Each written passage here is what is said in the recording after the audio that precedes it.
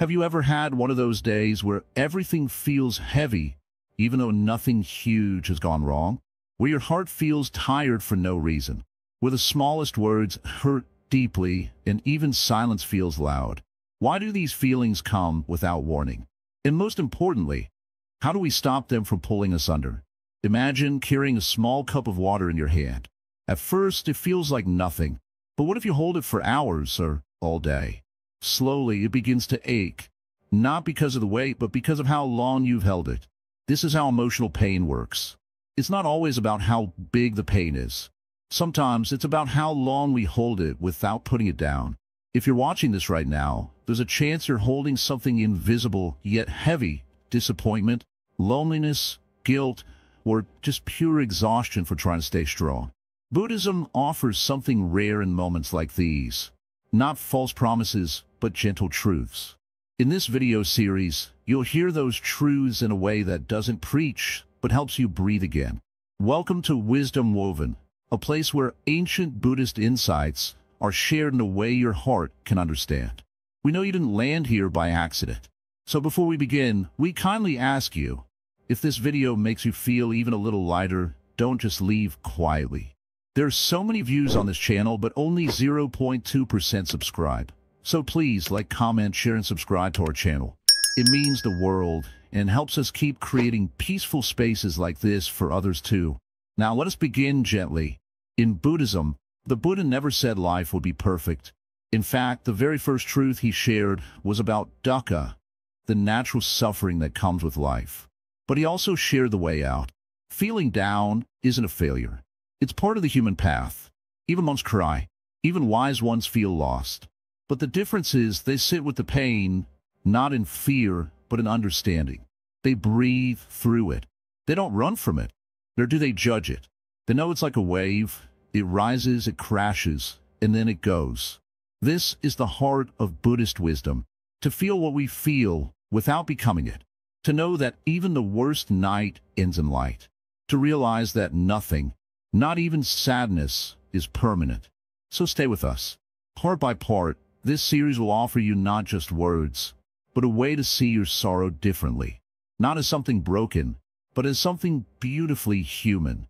You are not alone in this, and you're not wrong for feeling what you feel. Why suffering exists, and how to understand it. Let me tell you something, child. A truth so simple, yet most people spend their entire lives trying to avoid it. Suffering is part of life. Yes, pain, sadness, confusion, loneliness, they all visit everyone. They don't care if you're rich or poor, kind or unkind, strong or weak. They come like the wind, uninvited, and they leave only when their lesson is heard. Now you might ask, but Master, why do we suffer at all? What have we done to deserve this? That question lives in every hurting heart. It lived in mine too, many years ago, before I learned to sit with it, not fight it. In Buddhism, the Buddha gave us a very gentle but powerful answer. He called it the Four Noble Truths. The first truth: life involves suffering, not because life is cruel, but because everything in life changes and we resist that change. Think about it. You feel sad when someone leaves you. But why? Because you wanted them to stay. You feel upset when you fail. But why? Because you expected to succeed. You feel lonely. Why? Because you expected someone to be there.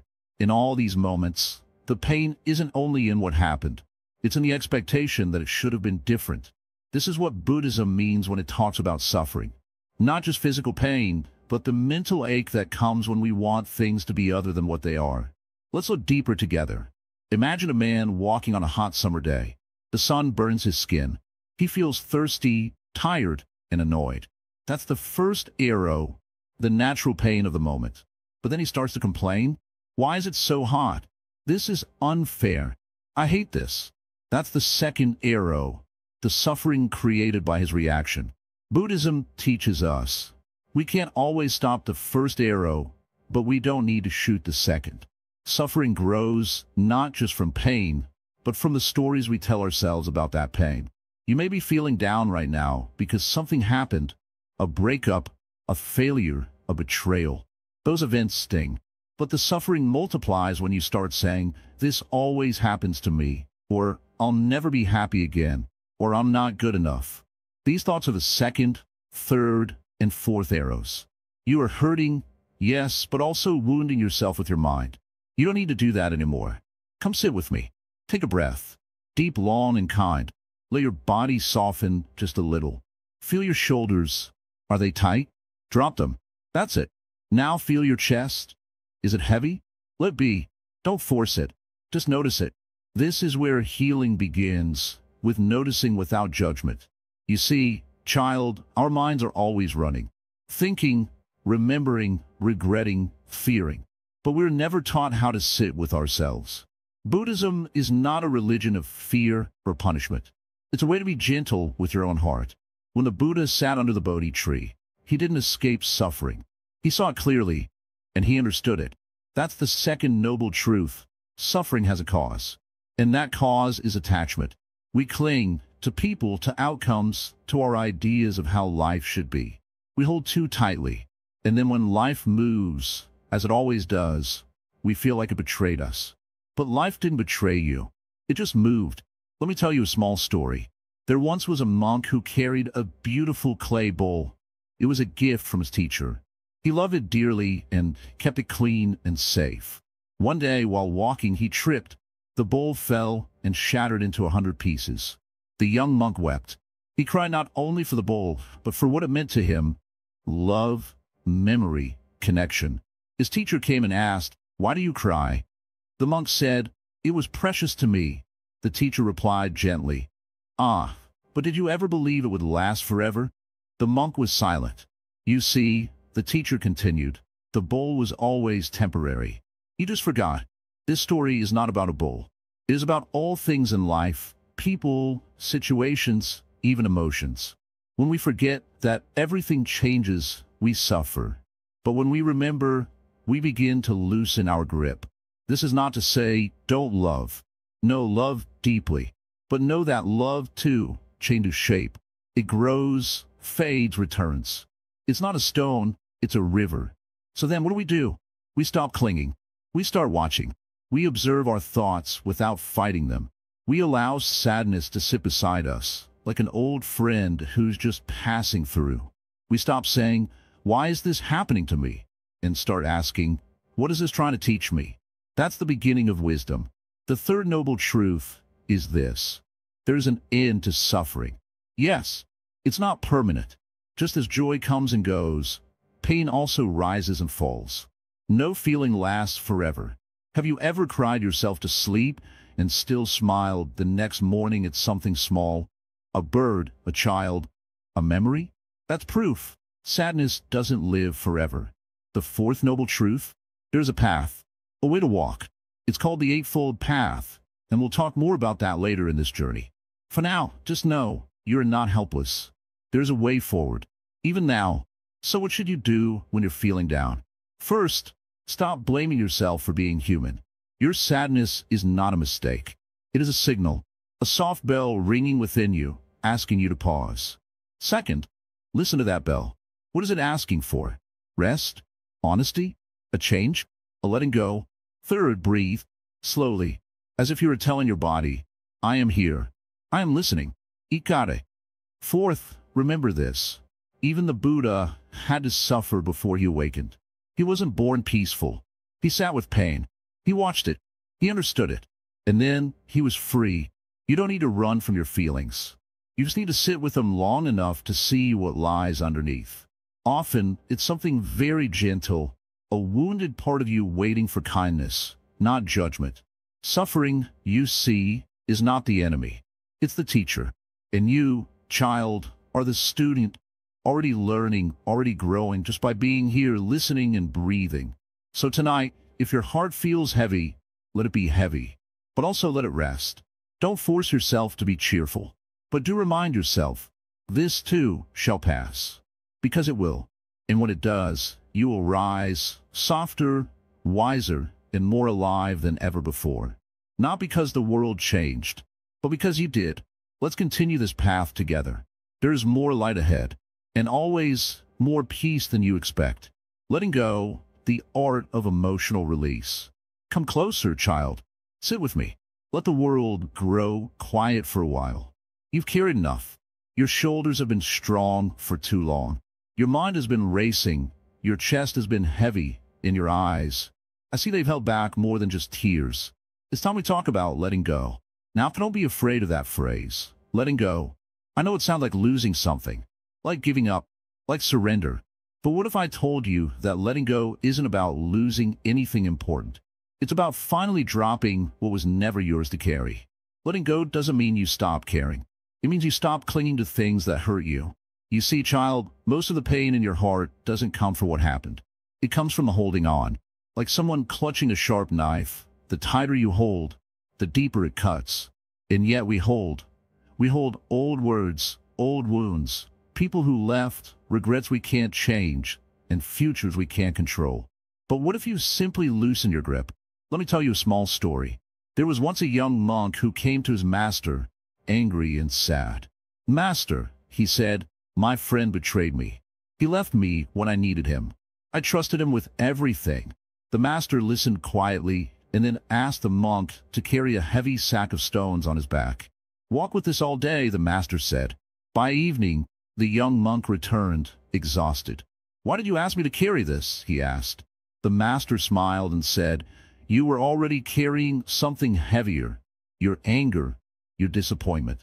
I just made you see it with your body. This is how emotional pain works. We carry it like a bag of rocks, invisible but always heavy. Letting go is simply the moment when you set the bag down. But you may ask, "Master, how do I let go of something that still matters to me?" That is the real question. You see, child, letting go doesn't mean you forget. It doesn't mean the love, the memory, or the lesson disappears. It just means you stop living inside the wound. Imagine a beautiful garden. You plant a tree. You water it. You sit under it every day. But one day, lightning strikes and the tree falls. It's gone. Now you have a choice. You can sit in the same spot, crying over the fallen tree forever, or you can remember it, honor it, and then plant something new. Letting go means making space for something new. Sometimes, we confuse letting go with failure. We think, if I move on, I'm weak. If I forgive, I'm foolish.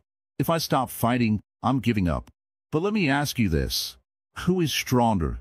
The one who clenches his fist until it bleeds, or the one who opens his hand and releases what was never meant to stay? Letting go is not weakness. It is wisdom. It means you've looked at the past, you felt it fully, and now you're ready to walk forward. In Buddhism, we call this non-attachment. It's not about not loving. It's about loving without owning, feeling without being trapped, holding things lightly, knowing they may change because they always do. You may love someone dearly, but if they leave and you cling, you suffer. If you let go, you may still feel sadness, but you're no longer stuck. You begin to heal. So how do we begin this practice of letting go? First, you become aware. You notice what you're clinging to. A memory? A person? An expectation? A version of yourself? Just notice. You don't have to fix it yet. Just see it clearly. Second, breathe into that feeling. Don't push it away. Let it rise in you like a wave. Feel it fully. Let it break over you. And then, watch as it fades. No wave estás forever. Third, say softly to yourself, "It's okay. I can let this go. I'm safe now." Use your voice to guide your heart. Fourth, practice this daily. Letting go is not a one-time act. It is a gentle, patient practice. Some days you will release with ease. Other days you will grip tighter. That's okay. Keep going. Letting go is not a straight road. It's a spiral. You will revisit the same pain again and again, but each time with less weight, with more peace. Child, do you know the most painful thing about holding on? Is that it blocks what could come next. If your hands are full of yesterday's grief, how will you hold today's joy? Sometimes, what you're clinging to has already let go of you. The relationship ended. The job is gone. The old self has changed. But still, your mind lives in the past, replaying what could have been. Buddhism teaches, everything that arises must also pass. This includes joy and sorrow, gain and loss, praise and blame. If you let life flow, if you stop trying to hold the river, you'll float again. You might say, but I can't forget them, or I can't forgive myself. That's okay. Letting go doesn't require forgetting or perfect forgiveness. It just requires one tiny shift, one small opening in your heart where light can enter again. One step, one breath, one moment of saying, I don't need to carry this forever. Letting go often begins not with big acts, but small choices. Choosing silence instead of argument. Choosing rest instead of rumination. Choosing to walk outside. To breathe deeper. To speak kindly to yourself. These are the seeds of release. In meditation, we often use the breath to learn letting go. You inhale deeply, then exhale completely. You don't hold the breath. You don't control its return. You trust it will come back. That's what life is like. Every breath teaches. To live, you must release. So here, right now, I ask you to take a deep breath. Inhale through your nose. Feel the air fill your chest. Hold for a moment, and then exhale slowly. Let it go. Again, inhale and release. Let the breath teach you. Let it be your gentle master. It does not cling. It does not judge. It simply flows. Now, place your hand over your heart. Feel its beat. This heart of yours has survived so much. It has broken. It has mended. And it's still beating, not just to keep you alive, but to remind you that healing is still possible. You're not weak for being hurt. You're not foolish for having loved. You're not broken for feeling lost. You're simply human and learning how to be free. Letting go is not something we do once. It is something we become. A person who moves through life with open hands, with a light step, and a heart willing to feel and release again and again. So, child, let us walk forward now. Slowly, gently, no ruse. Leave behind what you no longer need. Release the anger, the guilt, the voice that says, you're not enough. You are enough. Right now, just as you are. And as you walk this path with me, know this. The more you let go, the more space you create for joy, for peace, and for a kind of strength that can never be taken from you. Let go, and let life meet you fresh and new. We walk together, onward. The power of the present moment. Come here, child. Sit down. You don't have to rush anymore. You don't have to pretend you're fine. Just sit. Be still. Breathe. There's nothing else to do right now. Let this moment be enough. Now, let me ask you something and answer honestly in your heart. Where's your mind right now? Is it in the past, going over something again and again? A mistake you made? Words you wish you hadn't said? Moments that hurt you? Or is it racing ahead into the future? Worried about what might happen? Fearing the unknown? Planning every little thing so nothing goes wrong? Most people, child, live like this. Their body is in the present, but their mind is somewhere else. And that is where suffering grows. Do you want to know a secret that the Buddha discovered? Peace lives only in the present. Not in the past, not in the future. Only right here, right now. Yes, the past teaches. The future guides. But the present heals. Think of your mind like a monkey. Always jumping. From one branch to another, from one thought to the next. It never sits still. But the moment you invite it back to now, it begins to quiet. It begins to breathe. And in that breath, peace enters. Let me tell you a small story. One day, a student came to his Zen Master and said, Master, I feel lost. My thoughts are everywhere. I regret my past. I fear my future. What should I do? The Master simply said, drink your tea. The student frowned. But I'm suffering. I need wisdom. The Master poured a warm cup and said again, drink your tea. Only later did the student realize the Master was showing him the power of this moment. Not through words, but through presence. When you drink tea, just drink tea. Taste the warmth. Feel the cup in your hand. Notice the scent. Don't think about tomorrow's worries or yesterday's wounds. Be here, with the tea, with yourself. This is mindfulness, and it is not something only monks do on mountains. You can do this anywhere, anytime. When you eat, eat. When you walk, walk. When you cry, cry. And when you smile, smile deeply. Most people eat while watching something, talk while thinking of other things, walk while staring at their phone. Their body does one thing, their mind another. But your true power begins when your body and mind sit in the same room. The present moment, child, is not just a second on a clock. It is a doorway, a sacred doorway, into peace. And it is always open. You don't need money to enter.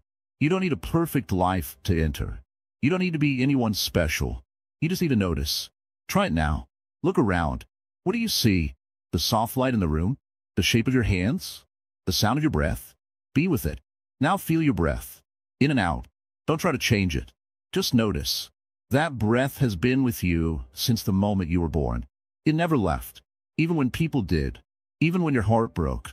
Even when you forgot your worth. That breath is your friend. Always bringing you back. Always whispering, "You're alive." Many people think they will be happy when something happens, when they succeed, when someone returns, when life is perfect. But happiness is not a place you arrive at. It is a place you return to again and again by coming back to now. Right now, are you safe? Right now, do you have air to breathe?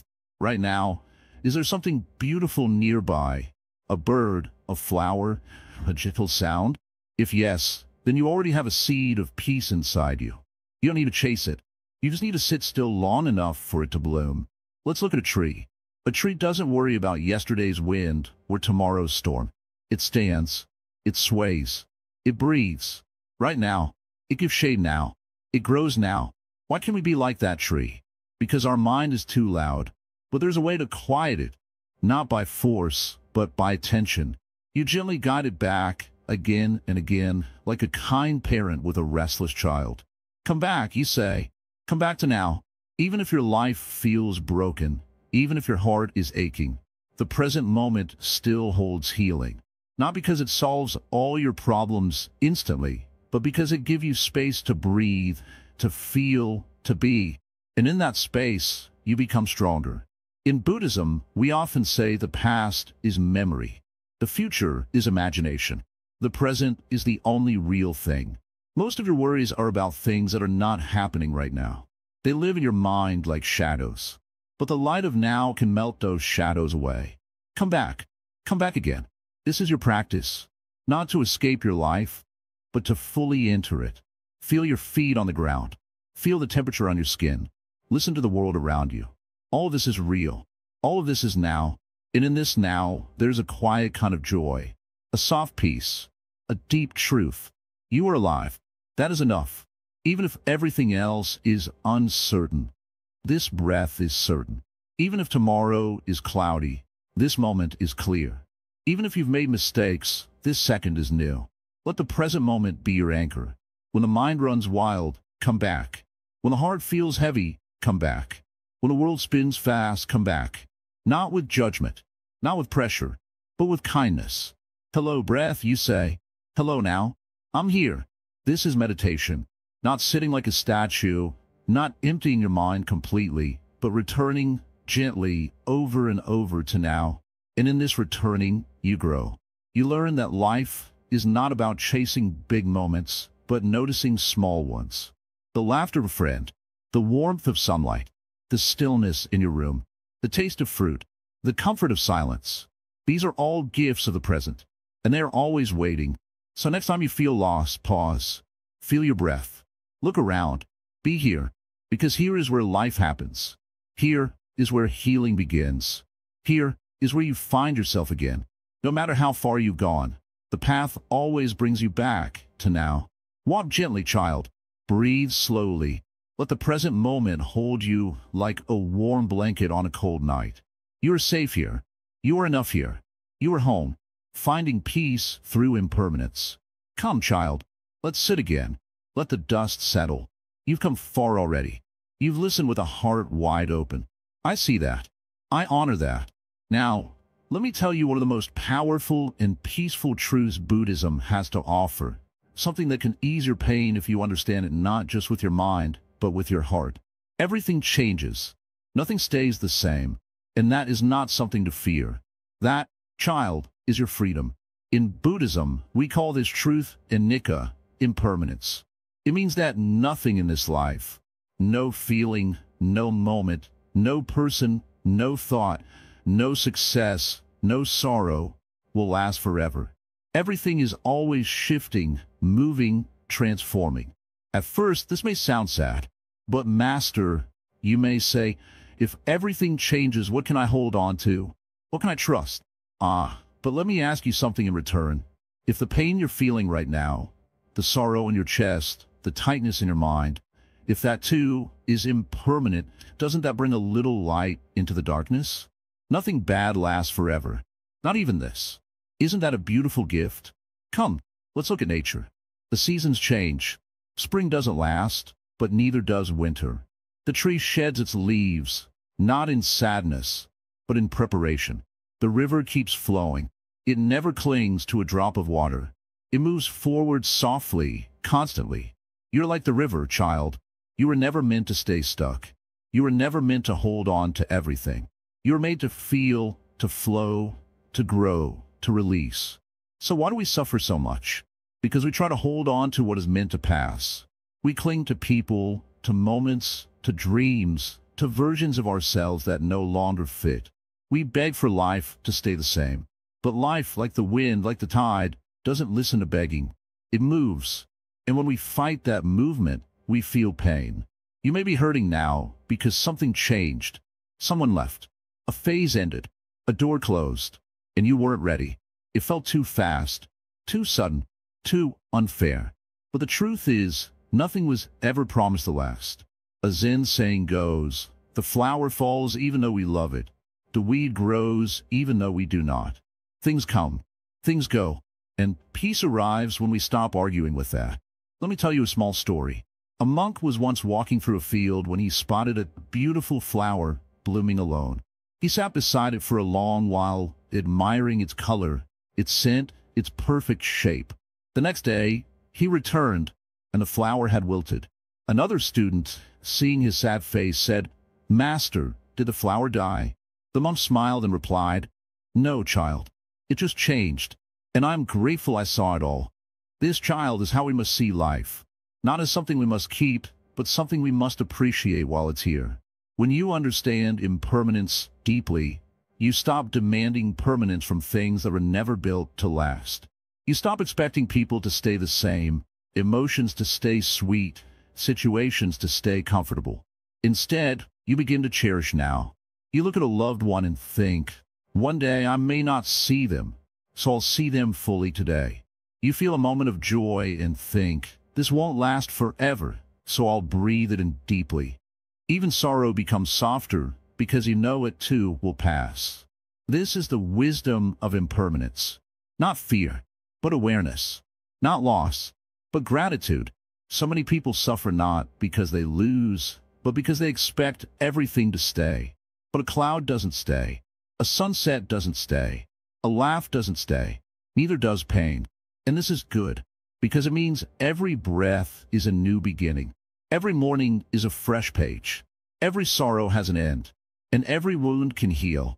You may be wondering now, but Master, if nothing lasts, how do I find something to hold on to? Child, you hold on to the knowing that everything changes. That becomes your anchor. Not the things themselves, but the wisdom behind them. When a storm comes, a tree with stiff branches breaks. But a tree that bends with the wind survives. Be like that tree.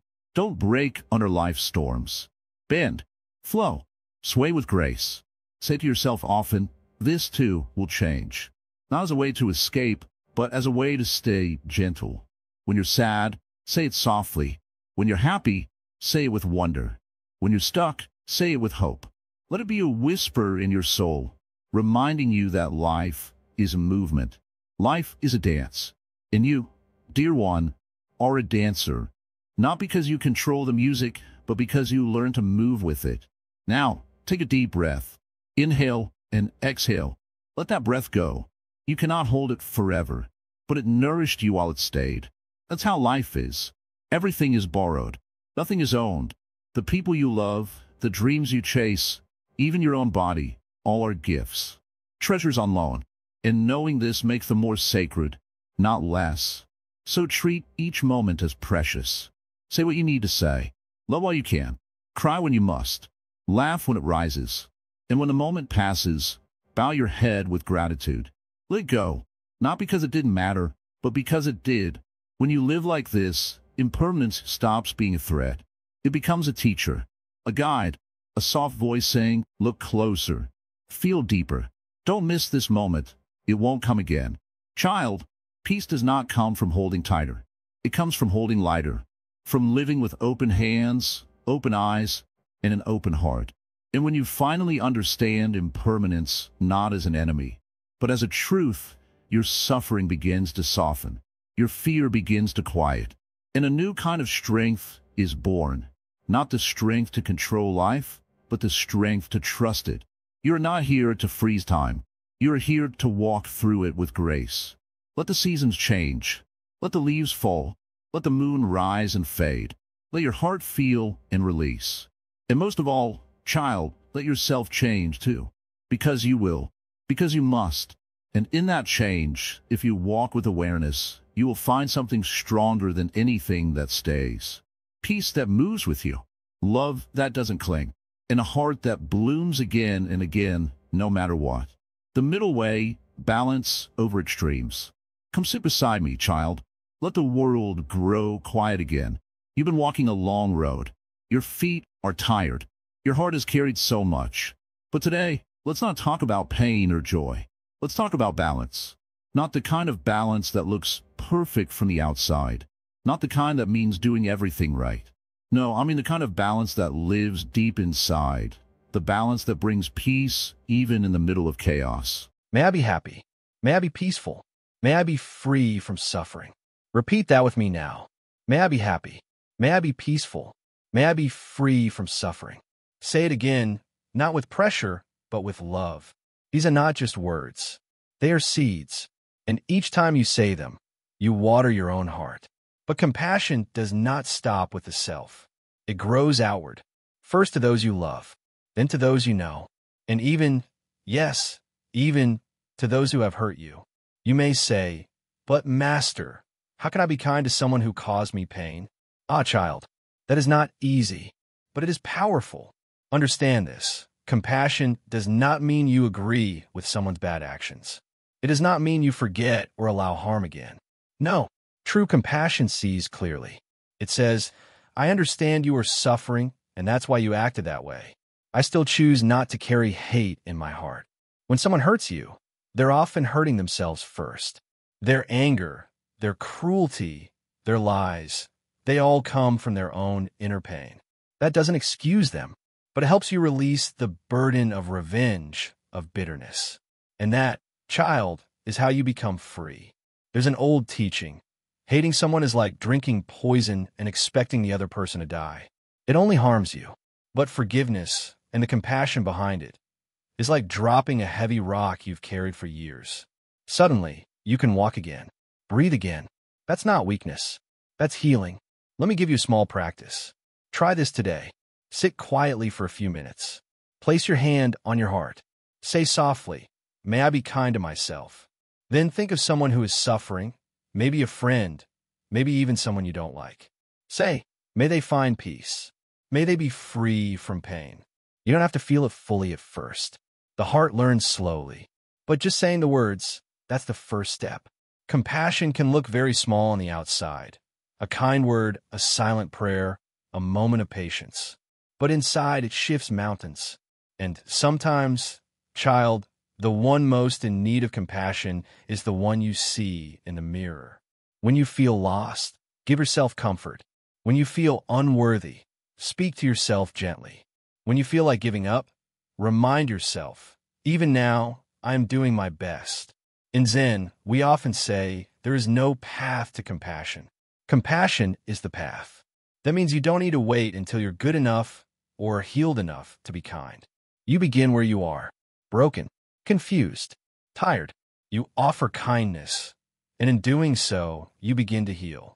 Let's imagine for a moment a world where everyone practiced this, where people didn't rush to judge but paused to understand, where people saw each other as fellow travelers, each carrying invisible wounds. What a peaceful world that would be. And that world begins with you. Because every time you choose compassion, instead of anger, instead of shame, instead of blame, you add light. Not just to your life, but to the lives of everyone around you. So remember this. Compassion is not weakness. It is courage. Compassion is not softness. It is strength. Compassion is not just for others. It must begin with you. If your heart is tired today, don't scold it. Hold it. If your mind is restless today, don't fight it. Sit with it. If your soul feels heavy today, don't run. Rest. And when the tears come, as they often do, don't be ashamed. Each tear carries a prayer, a cleansing, a softening. The river flows not in straight lines, but in curves. And so does healing. Child, the world is hard enough. Don't make your inner world harder. Be the gentle place you long to find. Be the voice you needed when you were younger. Be the warmth that turns pain into peace.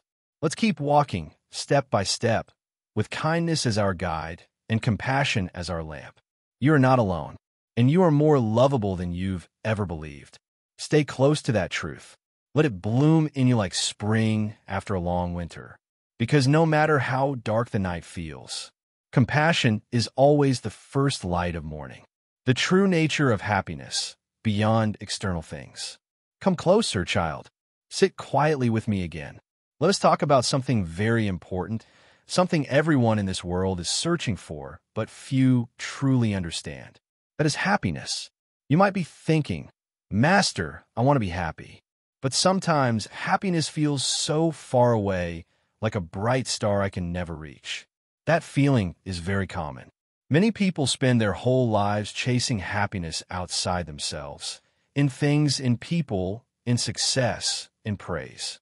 But the truth I want to share with you is this. True happiness does not come from outside. It comes from within. Yes, it sounds simple, but simple is often the hardest thing to understand. Let me ask you, when was the last time you felt really happy? Was it when you got a new toy, a new phone, a compliment, or when someone said, I love you? Maybe it was. But how long did that happiness last? An hour? A day? A week? And after that, did the feeling disappear, leaving behind wanting more? That's because the happiness that depends on things outside is like a candle flame in the wind. Flickering, unsteady, it can go out at any moment. But there is another kind of happiness, one that does not flicker or fade, one that stays even when the world feels dark. That is the happiness we seek. In Buddhism, we call this sukha, lasting happiness, joy that comes from understanding and peace. This happiness grows from the inside. It grows when you learn to stop chasing, when you learn to be content with what is, not what you wish was. You might wonder, how do I find this happiness inside me? It begins with knowing yourself, not the stories your mind tells you about who you should be or what you should have, but who you are right now, with all your faults, fears, and beauty. Imagine your mind is like a lake. When the wind is strong, the water is choppy, and you can't see deep. But when the wind settles, the lake becomes calm and clear, reflecting the sky and trees perfectly. Your heart is like that lake. When your mind is restless, full of worry, desire, anger, you cannot feel peace or happiness. But when you calm your mind, when you let go of these storms inside, happiness shines from within you like sunlight on still water. Let me tell you a story from the Buddha's life. Once a rich man came to the Buddha, full of sorrow. I have everything in the world, he said, but I am not happy. What? The Buddha replied. Tell me, have you ever been thirsty? Yes. And when you drank water, did you feel better? Of course. Then happiness is like that water, said the Buddha. You cannot drink from someone else's cup. You must drink from your own. When you are thirsty, drink water. When you are unhappy, turn inward and find the peace already there. What he meant was, happiness is not something others can give you or something you find outside. It is something you discover inside yourself when you stop running and start noticing. Sometimes we think happiness means having no problems, but that is not true. Even the Buddha had struggles and sadness. The difference was how he faced them, with awareness, acceptance, and kindness. When we accept life as it is, not perfect, not easy, but real, we find a quiet happiness. A happiness that no one can take from us, no matter what happens. Let me share a practice with you.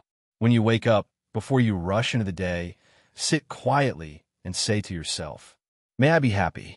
May I find peace today. May I be kind to myself and others. Say it slowly. Feel the words in your heart. Then, throughout your day, whenever you feel sad, angry, or scared, pause. Take a deep breath. Remember that happiness is not lost. It is still inside you, waiting for you to come back. True happiness grows when you stop comparing yourself to others. When you stop believing that you need more to be enough. You are enough just as you are. And when you know this, a deep joy rises, like a spring bubbling quietly beneath the earth. Sometimes people ask me, Master, what about fun and pleasure? Are those bad? Should I stop enjoying life? No, child. Pleasure and fun are part of life. They're gifts. But if you rely only on these to feel happy, you will always feel empty. Because pleasure comes and goes. True happiness is like a home inside you. It stays even when the fun fades. Remember this. You cannot pour from an empty cup. If you fill your heart with happiness from within, you will share it with others naturally. Your smile will be brighter, your kindness deeper, your peace stronger. Happiness is not a goal far away. It is a seed planted in every moment you choose to be present, to be grateful, to be kind. Let me tell you another small story. A young woman asked a wise monk, Master, how do I become happy forever? The monk took her to a garden. He pointed to a beautiful flower and said, See this flower? It blooms, it fades. That is life. But if you learn to enjoy the blooming and accept the fading, you will find happiness that lasts. So, child, don't run after happiness. Let it come to you like a gentle breeze. Sit with yourself. Breathe. Notice the little things, the warmth of sunlight, the sound of birds, the taste of food, the softness of your breath. These small moments are the doorway to lasting joy. And when sadness or fear comes, as it will, remember, these feelings are visitors, not permanent guests. Let them come, let them go, and return to your true home inside.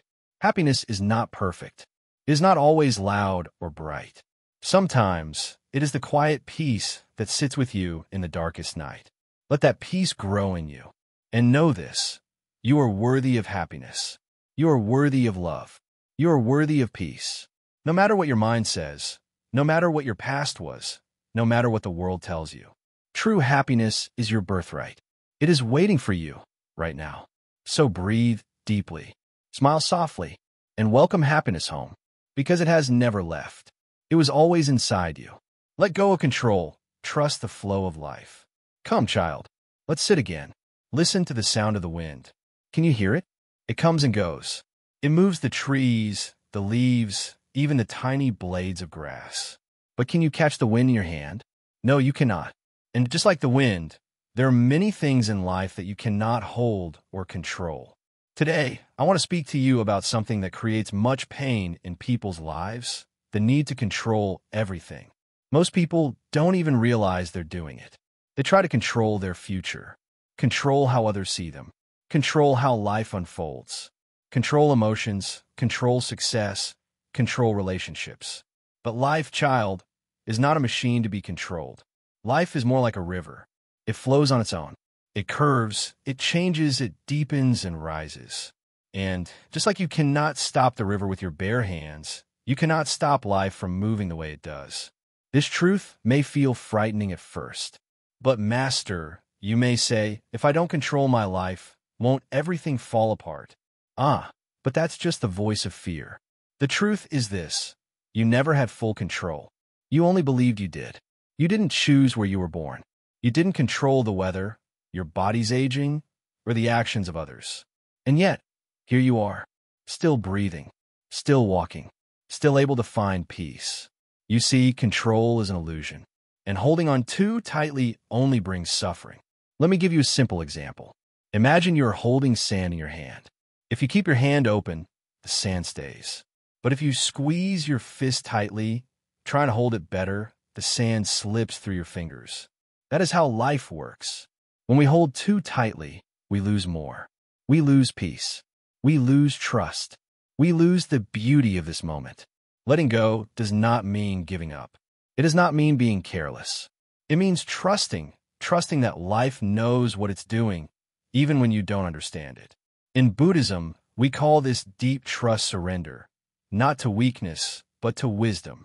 The Buddha taught that clinging is one of the roots of suffering.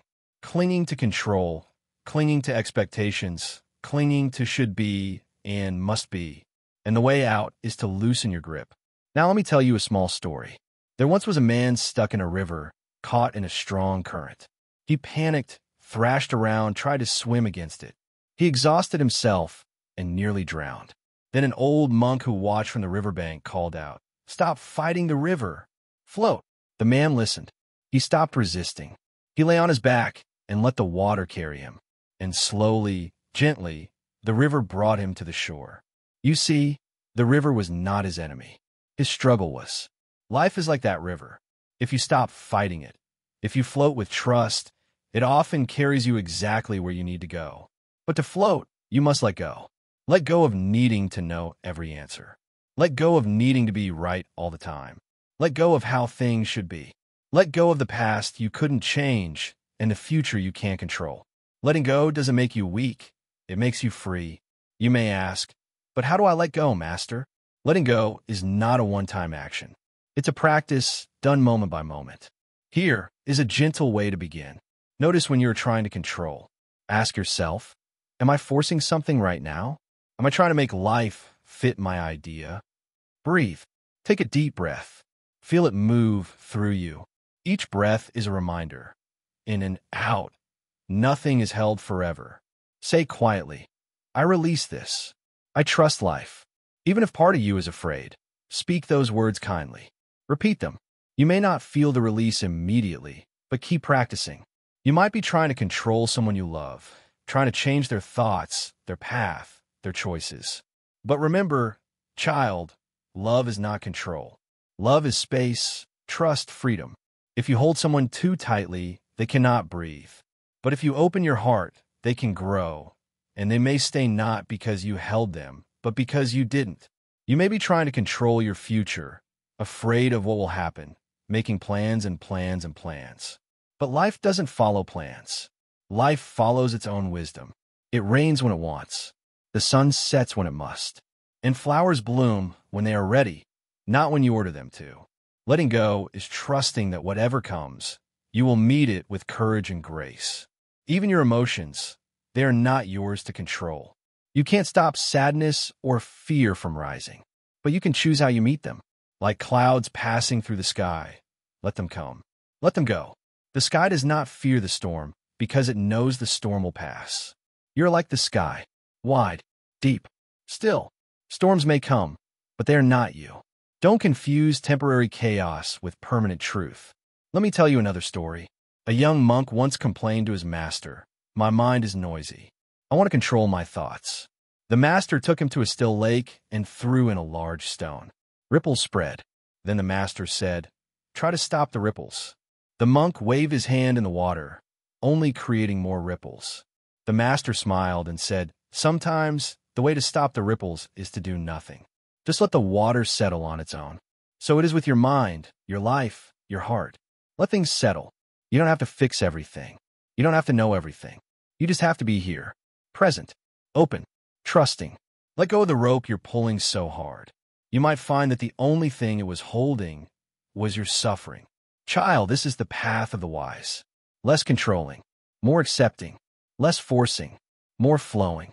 You may still have goals. That's okay. You may still care deeply. That's good. But don't tie your peace to outcomes. Tie it to your own stillness. Let the rain fall. Let the sun rise. Let the people come and go.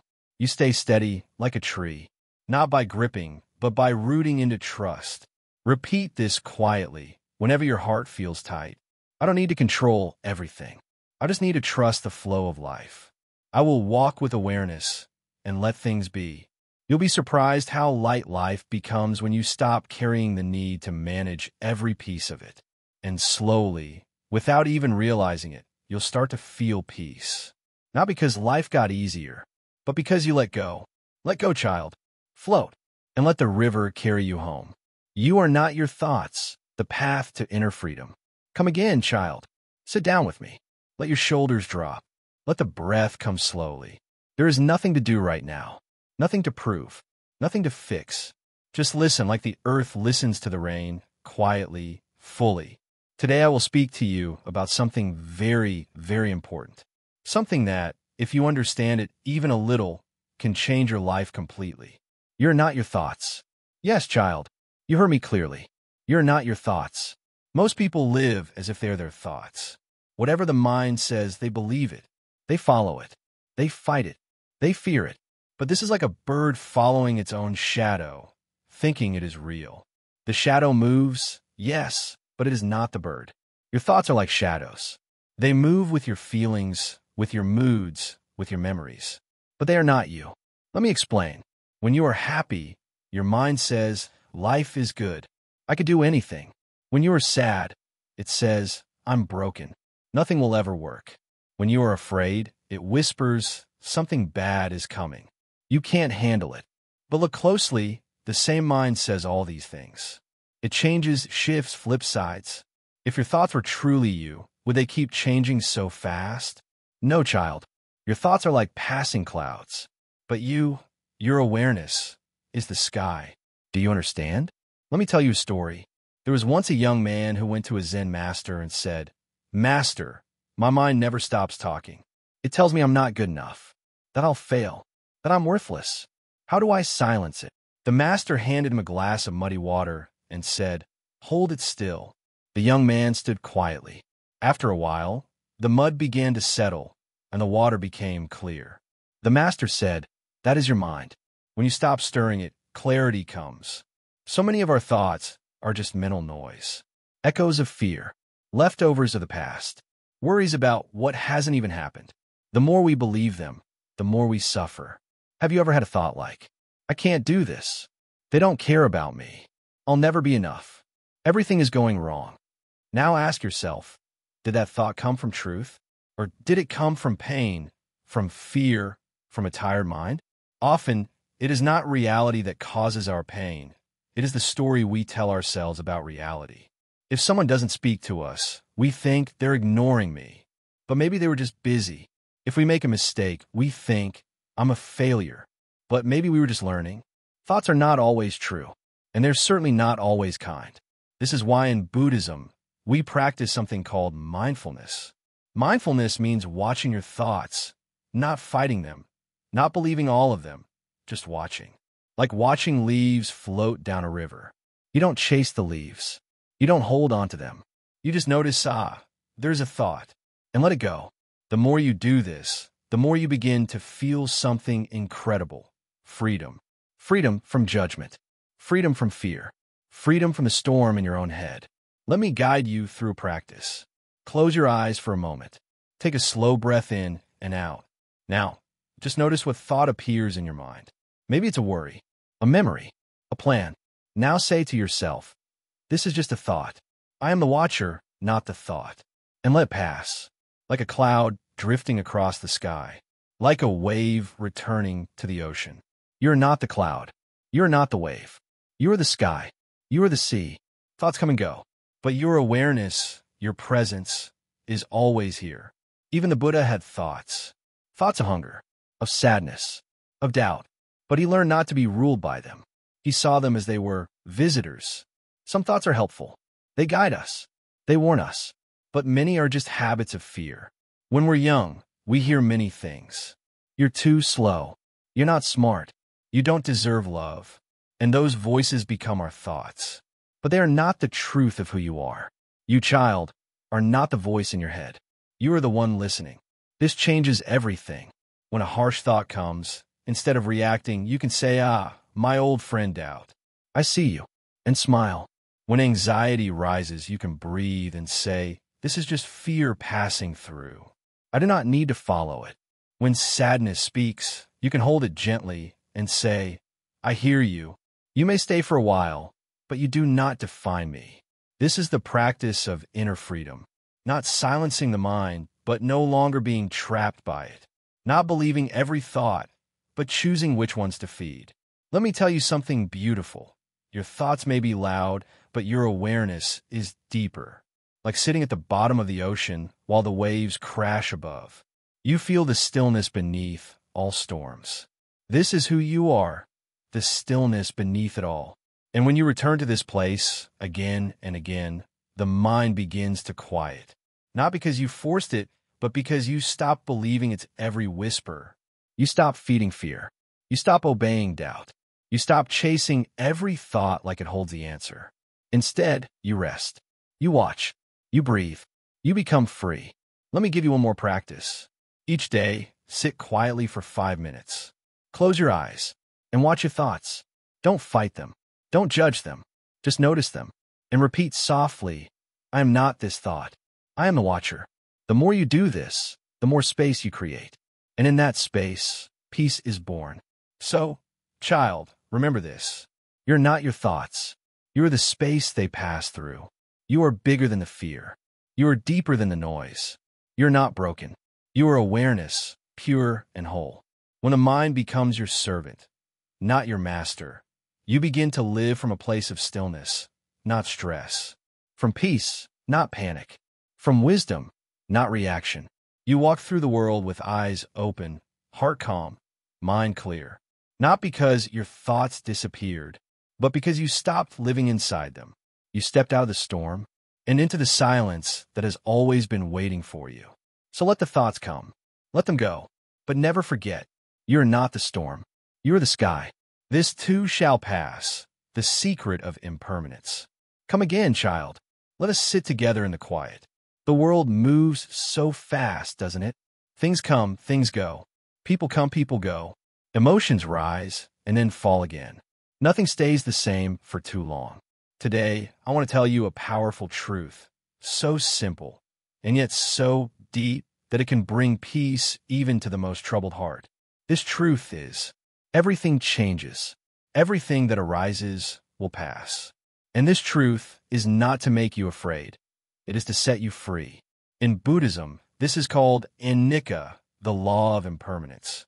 It means that all things, every thought, every emotion, every moment, every object is temporary. Nothing lasts forever. Not the pain, not the joy, not the fear, not the excitement, not even this breath you're taking right now. And that's okay. That's the way of life. Think about the weather. Some days it's cloudy. Some days it rains. Some days the sun shines. But you never see the sky holding on to any of it. The sky lets everything come and lets everything go. You're like that sky.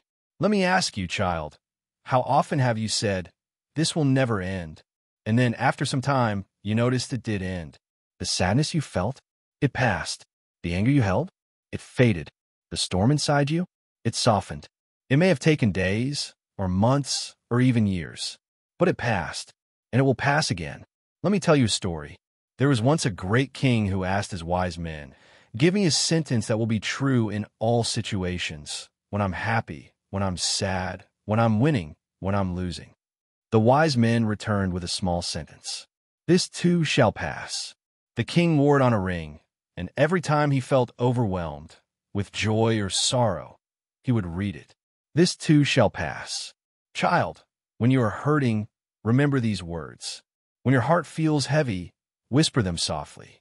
When the mind says, I can't go on, gently reply, this too shall pass. It always does. Even the most painful feelings are like waves. They rise, they crash, and then they return to the sea. When we forget this truth, we suffer more than we need to. We try to hold on to good things forever, and we try to push away the bad things immediately. But both efforts cause pain. Trying to hold on to joy tightly only makes us anxious. Trying to push sadness away too fast only makes it linger longer. But when we understand impermanence, we become wise. We learn to enjoy the good fully, knowing it won't last forever. And we learn to endure the bad patiently, knowing it also won't last forever. This understanding is not cold. It is warm, gentle, and full of grace. Think of a flower. It blooms. It is beautiful. It brings joy. But eventually, it withers. Not because something is wrong, but because that's the nature of all things. And yet we don't stop loving flowers just because they fade. We love them more because they are precious, because they are temporary. So it is with life. Every smile, every sunset, every hug, every tear, they are all fleeting. And that is what makes them beautiful. When we deeply know this, we stop clinging. We stop grasping. We stop demanding that life stay the way we want it to be. Instead, we open our hands. We soften our hearts. We let things come and let them go. This is real peace. Let me guide you through a simple reflection. Close your eyes for a moment. Think of something that hurt you in the past. A breakup, a loss, a failure. Now ask yourself, is that pain still exactly the same? Chances are it has changed. Maybe it's smaller now. Maybe it taught you something. Maybe it opened your heart in a new way. That's impermanence at work. Now think of a joy you once had, a success, a happy day, a celebration. Is it still here? Probably not. But does the memory still bring a little warmth? Yes, it does. That's impermanence too. You see, child, everything in life is like a wave, including you. Your body changes. Your thoughts change. Your emotions rise and fall. Even your personality, your dreams, your likes, they all change over time. But the one who notices all this, the one who watches, that part remains. That is your awareness. And awareness is what we return to in Zen. When you know things are temporary, you stop trying to control so much. You stop fearing endings. You stop rushing through life. Instead, you begin to cherish each moment. You eat your food slowly. You listen to people with full attention. You hold someone's hand like it's the last time. You look at the sky and feel wonder. Because you know, nothing stays forever. This is not something to fear. This is something to honor. When pain comes, we no longer panic. We say, here you are. Stay as long as you need. I know you will pass. When joy comes, we no longer grasp. We say, how lovely you are. Stay as long as you can. I know you will pass. And in both cases, we remain steady. That's the power of impermanence. Let me give you another image. Imagine you're sitting by a river. You see leaves, sticks, flowers, even little boats float by. You don't reach into the river to grab them. You just watch. You let each one pass. Your thoughts are like that. Your emotions are like that. Even your experiences are like that. Watch them. Bless them. Let them pass. Nothing that comes stays forever. And nothing that leaves takes away your peace unless you let it. Child, suffering often happens when we forget impermanence. When we think a bad day will last forever. When we believe our sadness is who we are. When we think we've lost something that will never come back. But when we remember that all things are changing, always, then we begin to relax. We begin to trust the unfolding of life. Even the deepest winter ends. Even the longest night gives way to dawn. So next time life feels heavy, say to yourself gently, this is not forever. This too shall pass. And when life feels sweet, say to yourself softly, let me enjoy this fully, because this too shall pass. In this way, you walk the path of wisdom. You learn to dance with the flow of life, not against it. You become less afraid of endings, and more grateful for beginnings, and more peaceful in the middle. This is the secret of impermanence. And when you live with this truth in your heart, truly live it, you find something strange and wonderful happens. You are no longer afraid to lose anything. And so, you are finally free to love everything. So breathe deeply now and whisper with me. This moment is precious because it is passing, and I am here for it fully. Yes, child, be here for this moment. It will not come again. You are already enough. Walk slowly, breathe deeply, and keep going. Child, come. Sit beside me one more time. This is our final talk, but not an ending. No.